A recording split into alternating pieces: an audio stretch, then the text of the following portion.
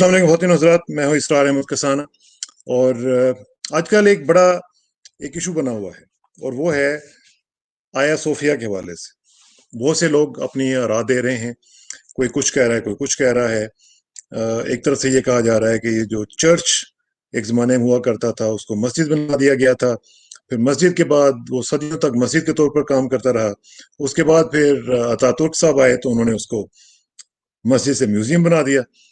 अब म्यूजियम से 10 जुलाई को ये फैसला आया है कि अदालत आलिया ने ये कहा है कि अब से ये मस्जिद के तौर पर इस्तेमाल होगा। अब उसके ऊपर एक अपरोर हम देख रहे हैं पूरी दुनिया में, और उस अपरोर में मुख्तलिफ आरा आ रही हैं। अमेरिका ने उसको कंडेम किया है, यूरोप ने उसको कहा है, बाकी लोग भी ये कह रहे हैं।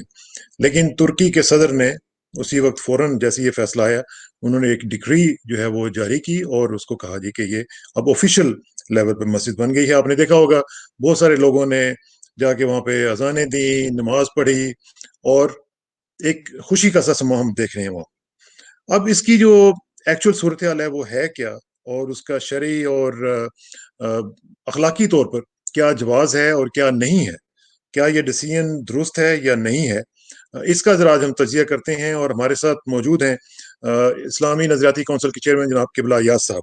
किबला साहब अस्सलाम वालेकुम जी। अस्सलाम वालेकुम इसरार कसाना साहब।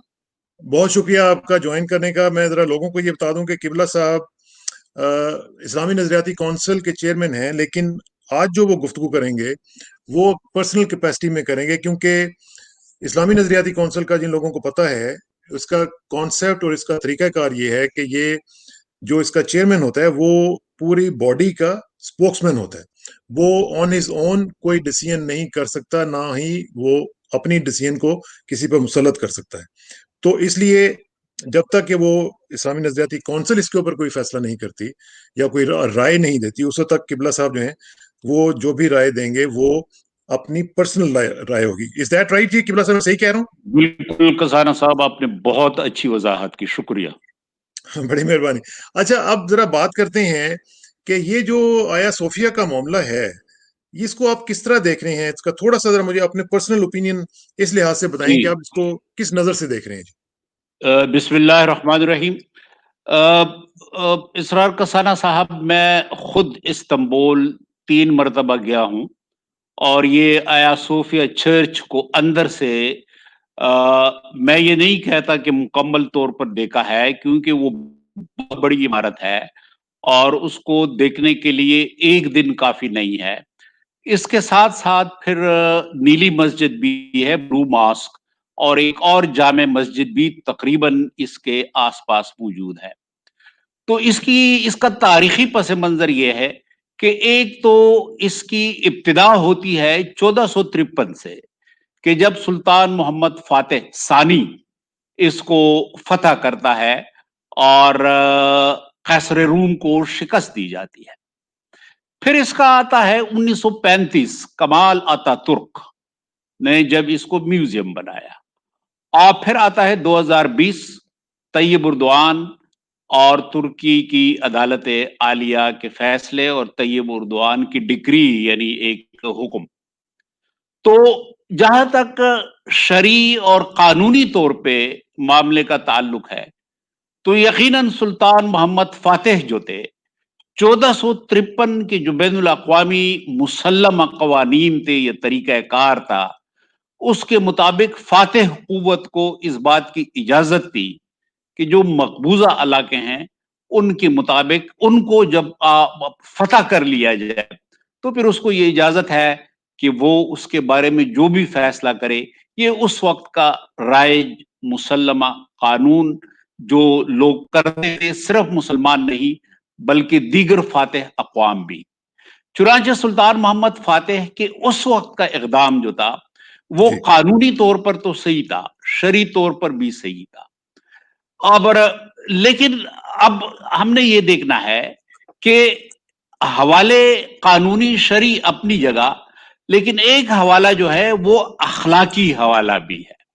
तो जी अखलाकी हवाले से तो अगर देखा जाए तो मेरा जाती मैलान, इस्लामी नजरियाती कौंसिल का नुक्ता नजर नहीं है, मेरा जाती मैलान इस तरफ है कि अगर सुल्तान मोहम्मद फातेह इसको चर्च ही रहने देते تو میرے خیال میں مسلمانوں کے لیے اس وقت بھی اور اب کی صورتحال میں بھی یہ ایک بہت اچھا فیصلہ ہوتا، کیونکہ رسول اکرم صلی اللہ علیہ وسلم کے جو معاہدات ہیں اہل نجران کے ساتھ، مسیحیوں کے ساتھ، یا پھر حضرت عمر فاروق اور دیگر ہمارے خلافت راشدہ کے دوران، اگرچہ وہ صلح کے معاہدات ہیں، جی لیکن اگر فتح کی صورت میں بھی یہی رویہ اختیار کر لیا جاتا تو میں سمجھتا ہوں کہ اس وقت بھی اور اب بھی ہمارا اخلاقی حوالہ جو ہے اور اخلاقی پوزیشن جو ہے وہ بہت زیادہ بہتر ہوتی۔ رسول اکرم صلی اللہ علیہ وسلم یا شریعت نے اس بات کی اجازت تو دی ہے کہ آپ چرچ کو اس زمانے میں مسجد بنا سکتے ہیں، لیکن حکم تو نہیں دیا تھا نا۔ اگر حکم ہوتا تو پھر یقیناً سر آنکھوں پر۔ اس کے بعد جو اتاترک کا فیصلہ تھا، تو یقیناً اتاترک نے جس طریقے سے اس کو مسجد بنایا، میوزیم بنایا، اس نے ایک بہت بڑے حصے کو میوزیم بنایا، لیکن سلطان محمد فاتح نے جو مسجد کا حصہ بنایا تھا اس کو برقرار رکھا، اس میں نماز بند ہو گئی، باقی مسجد موجود ہے، مینارے جو ہیں وہ بھی موجود تھے۔ پھر اب 2020 میں دوبارہ اس کو مسجد بنا دیا گیا۔ اب تفصیل معلوم نہیں، کیونکہ وہ اتنی بڑی عمارت ہے کہ اگر آپ اس کو مکمل مسجد بنائیں گے تو پھر اس کے اندر جو بہت خوبصورت اس دور کا رسم الخط کے مطابق اور ان کی جو تھیالوجیکل یعنی ان کی الہیات کی جو تحریرات ہیں، پھر جو تصویریں ہیں، یقیناً ان سب کو گرانا ہوگا یا ہٹانا ہوگا۔ اب یہ صورتحال پھر میرے ذاتی خیال میں نجران کا جو معاہدہ رسول اکرم صلی اللہ علیہ وسلم نے فرمایا تھا، شاید اس کی یہ خلاف ورزی ہوگی، لیکن مجھے لگتا ایسا ہے کیونکہ یہ ناممکن ہے کہ اس مکمل چرچ کو، اتنا بڑا چرچ ہے کہ جس طرح میں نے گزارش کی کہ ایک دن میں تو آپ اس کی سیر ہی نہیں کر سکتے، پورا مسجد نہیں بنے گا۔ میرا اندازہ یہ ہے کہ صرف اسی مسجد کو دوبارہ بحال کر دیا جائے گا جو سلطان محمد فاتح کے دور میں مسجد تھی، اور میوزیم کا جو حصہ ہے اس کو بھی برقرار رکھا جائے گا۔ ہاں، یہ ضروری ہے کہ جو مسجد کا حصہ ہے اس کے آداب میں اضافہ کر دیا جائے۔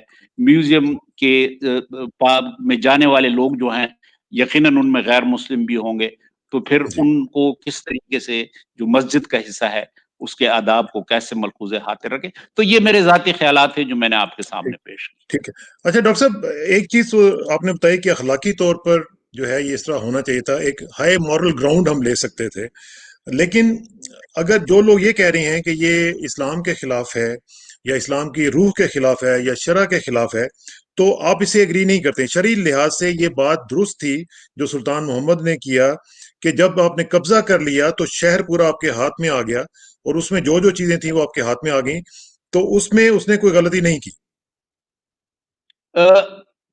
1453 کی بین الاقوامی پوزیشن یہ، اس کے بعد بین الاقوامی پوزیشن بدل گئی جب یہ معاہدے ہوئے کہ جن علاقوں کو آپ فتح کر لیں تو وہ آپ کے مفتوحہ علاقے تو ہیں، وہ مقبوضہ علاقے تو ہیں، لیکن وہ آپ کی ملکیت نہیں بنتی۔ 1453 کا جو دور تھا اس میں وہ ملکیت بن جاتی تھی۔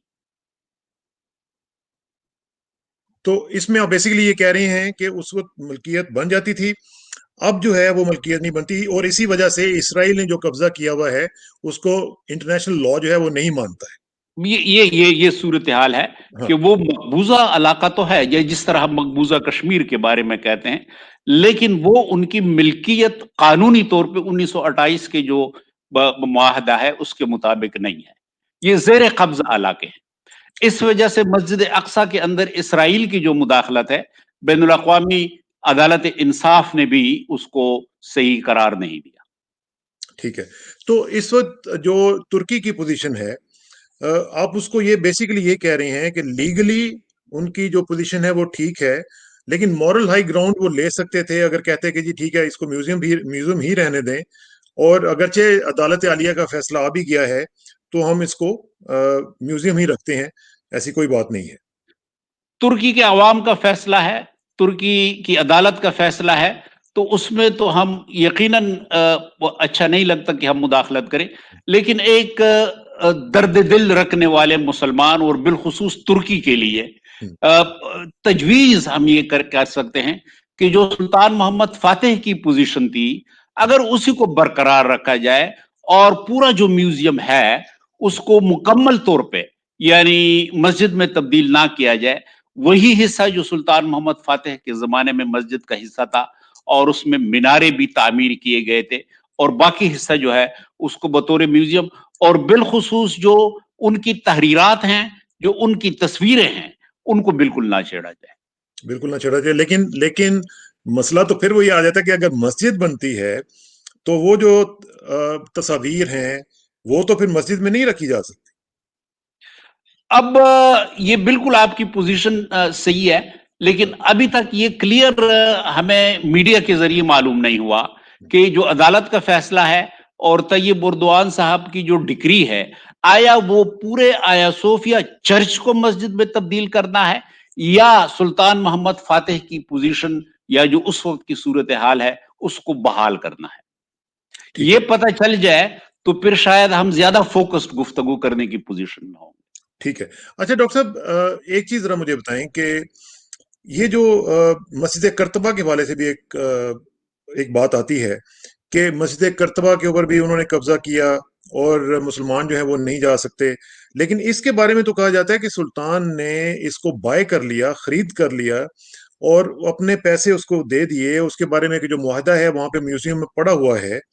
तो जब एक चीज खरीद ली उसने तो उसके ऊपर फिर उनका हक जो है वो खत्म हो गया, क्योंकि उसने एक वो चीज खरीद ली। और यही मिसाल जो है वो वेस्ट में हम आजकल भी देखते हैं कि यहाँ पे बेशुमार चर्चेज हैं जो मुसलमानों ने खरीदे हैं और उनको मस्जिदों में तब्दील कर दिया है।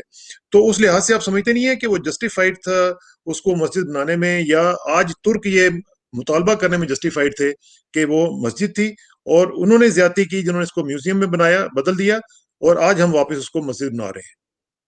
खजाना साहब, मैं वो साबिका जो हमारी डिस्कशन हुई मैं उसी की तरफ वापस जाऊंगा। जी। कानूनी या शरई तौर पे कोई मसला नहीं है।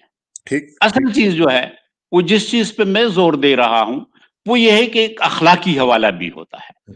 तो अब अगर सुल्तान ने खरीदा भी है कि जिसकी यकीनन अभी तफसील आना बाकी है, कुछ जी। दस्तावेजात और डॉक्यूमेंट्स पेश किए जाते हैं, खरीदा भी है, तो वो जिस सूरत हाल में इस वक्त के चर्च खरीदे जाते हैं उसमें और उसमें जो सुल्तान मोहम्मद फातेह ने जिस तरह खरीदा था, फर्क यह है कि सुल्तान मोहम्मद सानी फातेह था और इस वक्त जो चर्चिस बेचे जाते हैं वो तो एक मजबूत कुव्वत यानी बरतानिया या अमेरिका में अपनी मर्जी से वो बेच दिए जाते हैं, मुसलमानों को दे दिए जाते हैं।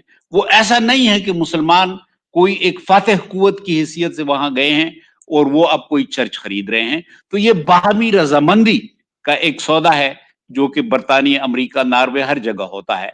लेकिन उस वक्त 1453 की जो सूरत हाल थी उसमें तो एक फातेह आया था, तो यकीनन फातेह ने जब उनको कहा होगा कि ये चर्च जो है ये हम आपको बाकायदा रकम देकर खरीद रहे हैं, तो वो उस वक्त की सूरत हाल ये थी कि रकम वो ना भी देते तो वो चर्च पर कब्जा कर सकते थे और कर चुके थे। ठीक है। अच्छा ये जो इस वक्त हम बात कर रहे हैं इसका इम्पैक्ट जो है वो पाकिस्तान में हम देख रहे हैं कि एक पब्लिक ओपिनियन बिल्कुल डिवाइड हो चुकी हुई है। बहुत सारे लोग जो हैं वो कह रहे हैं कि जी ये गलत फैसला है, कुछ लोग कह रहे हैं कि नहीं ये दुरुस्त फैसला है। और खास तौर पे जो दुरुस्त मान रहे हैं वो जो तैयब अर्दवान साहब ने जो डिसीजन लिया और उसके बाद उन्होंने जो स्टेटमेंट जारी की उसमें उन्होंने कहा कि ये हम निश्चित सानिया की तरफ जा रहे हैं, रिजरेक्शन की तरफ जा रहे हैं। तो और फिर उसमें उन्होंने अलकुद्स का भी जिक्र किया। तो आप समझते हैं कि इसमें कुछ लॉन्ग टर्म प्लानिंग लग रही है on behalf of Turkish president? Tayyip Erdogan हमारे बहुत मोहतरम है। तुर्की हमारे लिए बेइंतहा सफारती हवाले से अहम मुल्क है, लेकिन तैयब उर्दवान के अपने मुल्क के अंदर मुखालफत का लेवल बहुत हाई है।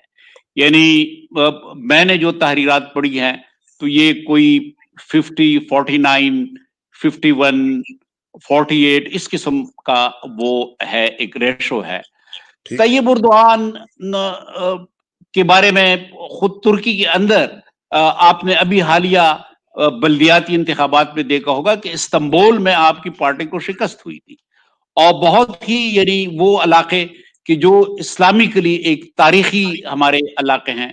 طیب اردوان کی پارٹی کو شکست ہوئی تھی, تو ان کی اندرونی سیاست میں تو ہم کوئی مداخلت کا حق ہمیں نہیں ہے, لیکن میں یہ سمجھتا ہوں کہ طیب اردوان کا یہ فیصلہ بے شک قانونی طور پہ اور شریعت کے حوالے سے بھی اس کی گنجائش اپنی جگہ, لیکن مجھے اس فیصلے کے اندر وہ ایک جو سیاسی مقبولیت کی جو کوشش ہے, اپنے لیے حلقے کی تشکیل, کانسٹیٹوئنسی کی وسعت کی جو سوچ ہے, وہ اس کے اندر پنہا نظر آتی ہے. اور یہ اسلامی رومانویت جو ہے, یہ بجائے اس کہ ہم اپنی اس نسل کو اور اسلامی رومانویت کی طرف لے جائیں, ہمیں چاہیے کہ ہم اس کو اسلامی حقیقت پسندی کی طرف لے آئیں. مسجد اپنی جگہ بہت اہم ہے, لیکن اس وقت نشأت ثانیہ کے لیے جس چیز کی ضرورت ہے وہ آپ کی بہتر معیشت ہے, مضبوط معیشت ہے. اس وقت کی بین الاقوامی صورتحال میں آپ کی آواز تب سنی جاتی ہے کہ جب آپ کی معیشت مضبوط ہو. سنگاپور ایک چھوٹا ملک ہے, لیکن پوری دنیا میں اس کی آواز سنی جاتی ہے کیونکہ اس کی معیشت مضبوط ہے. تو میں سمجھتا ہوں کہ اس وقت بین الاقوامی حوالے سے نشأت ثانیہ کے لیے جو مسلمہ اصول ہے, اگر طیب اردوان صاحب اس کی طرف آ جائے تو یقیناً میں سمجھتا ہوں کہ ان کے مقاصد بخوبی پورے ہوں گے. اس وقت جو صورتحال بین الاقوامی طور پہ ہے کہ وہ یورپ کے اندر اور مغرب کے اندر ایک بہت بڑا طبقہ ہے اسلامو فوبس کا, یعنی وہ آپ کینیڈا میں ہیں تو آپ کو یقیناً ہم سے زیادہ بہتر علم ہے. تو اسلامو فوبس کا جو بیانیہ ہے, میں سمجھتا ہوں کہ اییا صوفیہ کے موجودہ فیصلے سے اسلامو فوبس کے بیانیے کو تقویت ملے. ٹھیک ہے.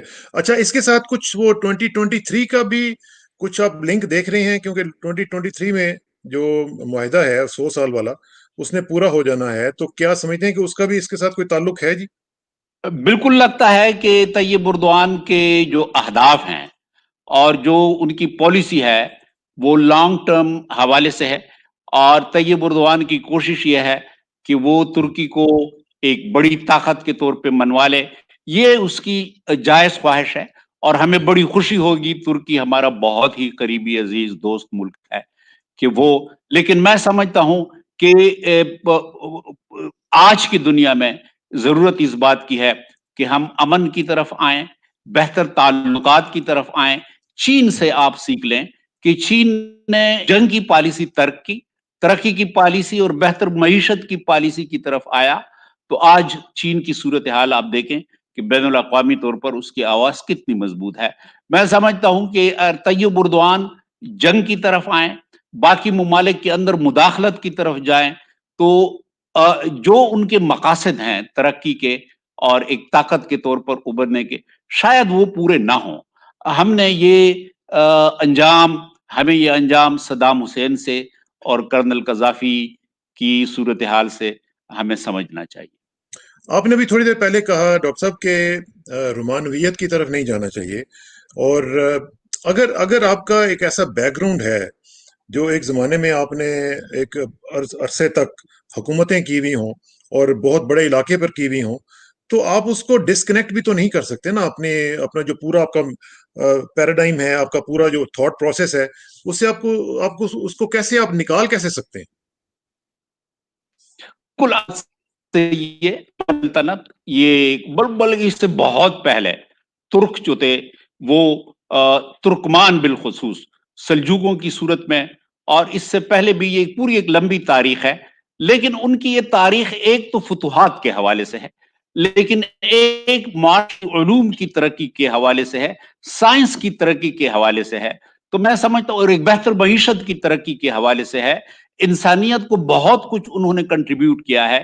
تو آج بھی اگر میدان کا انتخاب ایسا کیا جائے کہ فتوحات کے میدان کے بجائے اگر ہم علوم کے میدان کی طرف آ جائیں, سائنسی علوم کے فروغ کی طرف آ جائیں, تو یہ بھی بہت بڑا یعنی میدان ہے. انسانیت کی خدمت کا جو میدان عثمانیوں کا رہا ہے, جس طریقے سے انسانیت کی ترقی میں انہوں نے کنٹریبیوٹ کیا ہے, اگر وہ اس میدان کا انتخاب کر لیں تو مجھے یقین ہے کہ زیادہ بہتر نتائج سامنے آئیں گے ترکی کے لیے, بنسبت اس کے کہ وہ جارحیت کے انداز میں جو ماضی ہے اس کی طرف آ جائے. ٹھیک ہے. اچھا یہ سوالات بھی آ رہے ہیں ڈاکٹر صاحب, میں ذرا چاہتا ہوں ہمارے مظہر عالم صاحب یہ پوچھ رہے ہیں, کہہ رہے ہیں کہ اسپین نے سب سے بڑی مسجد کو کیتھیڈرل میں بدلا, یونان نے عثمانی دور کی مساجد کو چرچ میں بدل دیا, بہت سی مساجد کو مسمار کر دیا, کچھ کو اور مقاصد کے لیے استعمال کیا, بھارت میں بابری مسجد مسمار کر دی گئی, دنیا بالکل خاموش رہی, آیا صوفیہ پر اتنا شور کیوں؟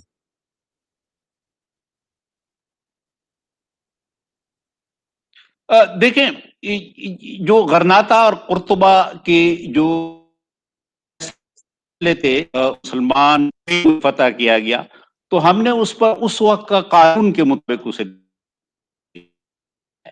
جو کے لیے 1453 میں اس کر رہے ہیں, تو یہی قانون جو ہے وہ غرناطہ اور قرطبہ کے حوالے سے بھی ہم نے دیکھنا ہوگا کہ ہو سکتا ہے اس وقت کے جو قانون کے مطابق تو وہ قانونی تھا, اس مذہب کے مطابق بھی شاید اس کی اجازت ہو, لیکن اخلاقی طور پر ان کے لیے بھی بہتر نہیں تھا.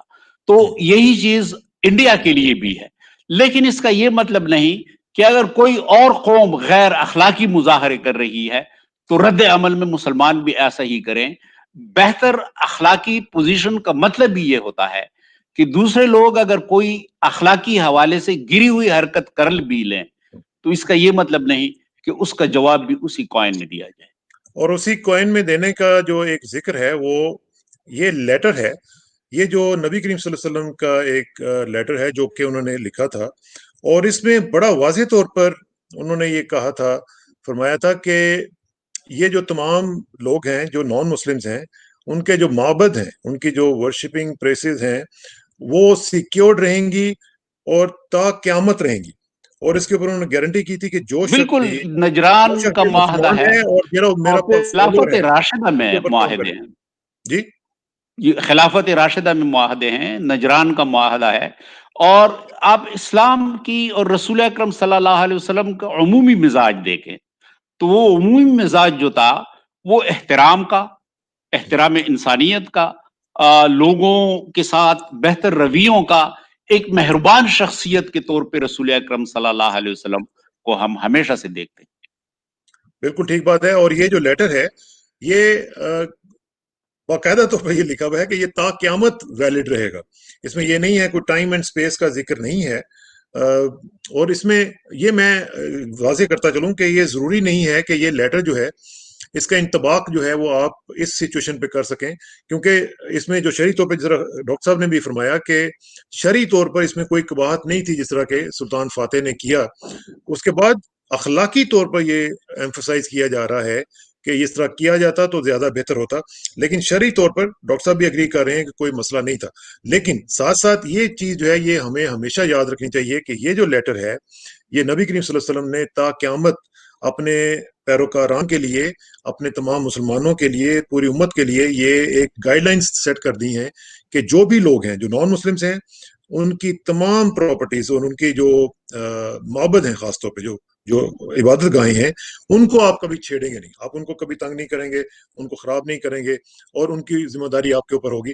تو یہ ایک بہت بڑی گائیڈ لائن ہے جو ہمارے لیے ہے. تو اس میں ایک میں ساتھ ساتھ کویسچنز بھی لیتا جاتا ہوں کہ مختلف لوگ جو ہمیں سوال بھی بھیج رہے ہیں. وہ کہہ رہے ہیں جی کہ اسلام آباد میں مندر کی تعمیر کے حوالے سے کیا حکومت نے اسلامی نظریاتی کونسل کو معاملہ بھیجا ہے یا نہیں؟ حکومت نے بھیجا ہے, 1 ہفتہ ہوا, جی اور یہی سوال ہے کہ مندر کا ذکر تو نہیں ہے, اس پہ یہ ہے کہ غیر مسلم عبادت گاہ اور نہیں, جی کیا اس کی تعمیر سرکاری فنڈ سے ممکن ہے شرعی طور پہ, یہ سوال ہمیں مل گیا ہے. ٹھیک ہے, تو اس کے اوپر آپ ڈیلیبریشنز آپ نے شروع کر دی ہیں؟ جی اب ہمارا طریقہ کار ہے جس طرح سارا صاحب میں نے پہلے بھی آپ کو بتایا کہ اسلامی نظریاتی کونسل کا اپنا ریسرچ ونگ ہے, تو ریسرچ ونگ اس پہ اپنا نوٹ تیار کرتی ہے, بہت یعنی جامع کام کرتی ہے, اور اس کے بعد پھر 20 ممبرز کی ایپیکس باڈی ہے اعلیٰ, وہ پھر ریسرچ نوٹ کے بارے میں فیصلہ کرتی ہے. ठीक है। अच्छा क़िबला साहब, ये तो एक चीज़ हो गई। अब ज़रा थोड़ा-सा इसके अलावा मुझे ज़रा बताएँ कि इस्लामी नज़रियाती काउंसिल ने रिसेंटली कौन से इस तरह के काम किए जो हम अपने नाज़रीन को बता सकें, और जिस तरह आपका कंट्रीब्यूशन है, वो ज़रा लोगों को पता चल सके, क्योंकि नॉर्मली मैंने देखा है कि आप ज़रा मीडिया शाय हैं, आप इतना ज़्यादा मीडिया पे आते नहीं हैं, पसंद नहीं करते आप। लेकिन आज हमने आपको आपको पकड़ ही लिया है, तो अब ज़रा थोड़ा-सा हमें बताएँ कि आप क्या कर रहे हैं? बिल्कुल। मीडिया के साथ तो हमारे बहुत अच्छे ताल्लुकात हैं।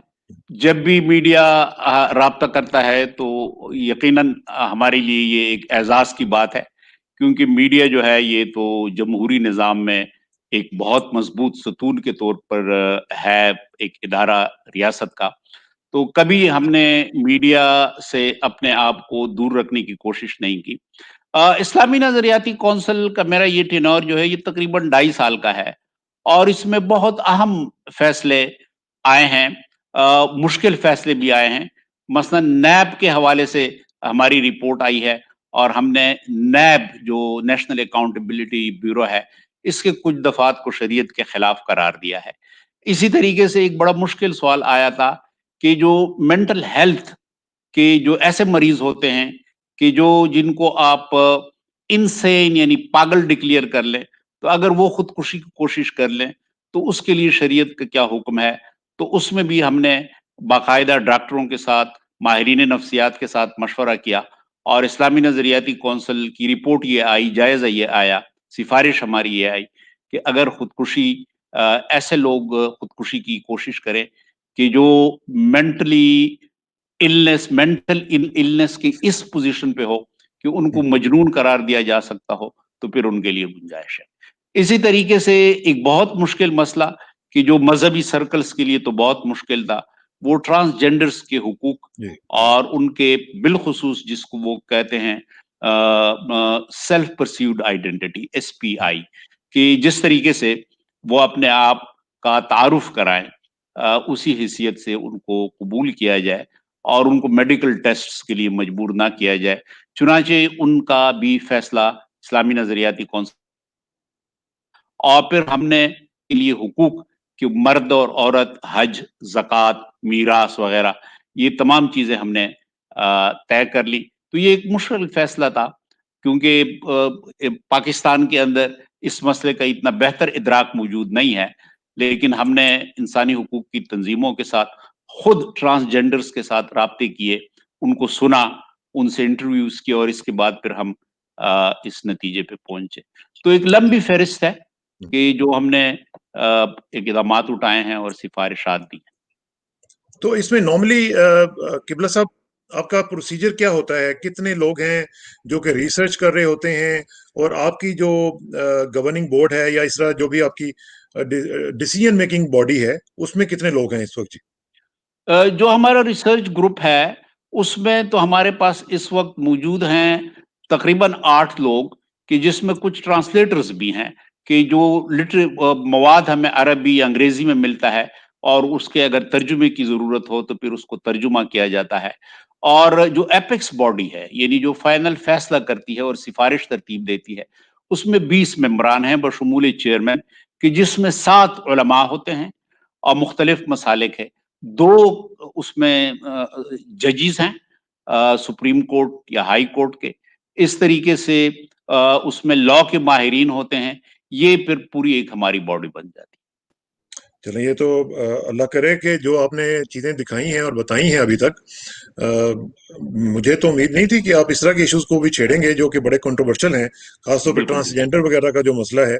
हाँ, ये it takes lot of courage. ये मैं आपको मेरा ख़्याल है कि हमें सलाम करना चाहिए आपको कि इस तरह के इश्यूज़ को भी मेहरबानी आपने जी, टेक अप किया है। नॉर्मली मेहरबानी। होता ये है कि हम लोग, हमारी ये आदत होती है कि जो इस तरह के कंट्रोवर्शियल इश्यूज़ होते हैं, उनको अंडर द कारपेट रख देते हैं, जी, ताकि उनको जी। छेड़ना ना पड़े। तो डॉक्टर साहब, आपका बहुत-बहुत शुक्रिया। अभी मुझे मेहरबानी जी, पता है आपने बड़ी मेहरबानी इसरार आपकी एक फरसाना साहब। स्टैंडिंग कमेटी है कौमी असेंबली की, उसमें भी आपने शिरकत करनी है। बिल्कुल, और बिल्कुल, बिल्कुल। अल्लाह ताला आपको कामयाब करे, और अल्लाह ताला इस पाकिस्तान में जो इस्लामी निज़ाम है, उसका हम ख्वाब देख सकें और उसको पूरा होता हुआ भी देख सकें। बड़ी बहुत-बहुत शुक्रिया। मेहरबानी फरसाना साहब। मैं चाहूँगा कि शुक्रिया जी। फाइनल वर्ड अगर आप दे दें, और पाकिस्तानियों के लिए जो भी आप चाहते हैं, फाइनल मैसेज। अब यही है कि हम सबको इस बात का इदराक करना चाहिए कि जिस असर में, जिस दौर में हम गुजर रहे हैं, तो उसकी जो रूह है, उसकी स्पिरिट को हम समझने की कोशिश करें। और जो मुख्तलिफ कौमें हैं, वो जिस तरीके से तरक्की की मंज़िल का सफ़र तय कर रही हैं, उनसे सीखने की कोशिश करें और तजुर्बात से इस्तिफ़ादे की कोशिश करें और अपने लिए स्पेस वसी करने की कोशिश करें, हाँ, ना ये कि अपने लिए स्पेस तंग करने की के ऐसे काम करें कि जिससे हमारे लिए स्पेस तंग हो। और अक़लियतों के हवाले से बिलख़ुसूस जो कनाडा में है, अमेरिका में है, दीगर ममालिक में, वो एक बहुत बड़ा मिसाल उनके लिए है कि जो मुसलमान गए थे इथियोपिया, रसूल अकरम सल्लल्लाहु अलैहि वसल्लम के ज़माने में हबशा में, तो वहाँ पे उन्होंने जिस तरीके से अपने लिए स्पेस को वुसअत दी, वहाँ के मसीही लोगों ने, मसीही बादशाह ने, नजाशी ने, न सिर्फ ये कि उनको कबूल किया, बल्कि हाँ, उनकी तिजारत में बड़ा इज़ाफ़ा हुआ। तो ये एक बहुत बड़ा मॉडल है, बिलख़ुसूस मुसलमान अक़लियतों के लिए। इथियोपिया मॉडल, हबशा का मॉडल, उसकी हबशा तरफ अगर हम आ जाएँ, तो मैं समझता हूँ आज के दौर का जो रूह है, उसके मुताबिक मुसलमान को ज़्यादा और मुसलमानों को बहुत ज़्यादा बेहतर मुक़ाम मिलेगा। अच्छा, जाते-जाते डॉक्टर साहब ये भी ज़रा बता दें कि जो एर्तुगरुल ड्रामा चल रहा है उसका उसके ऊपर आपका क्या व्यू है?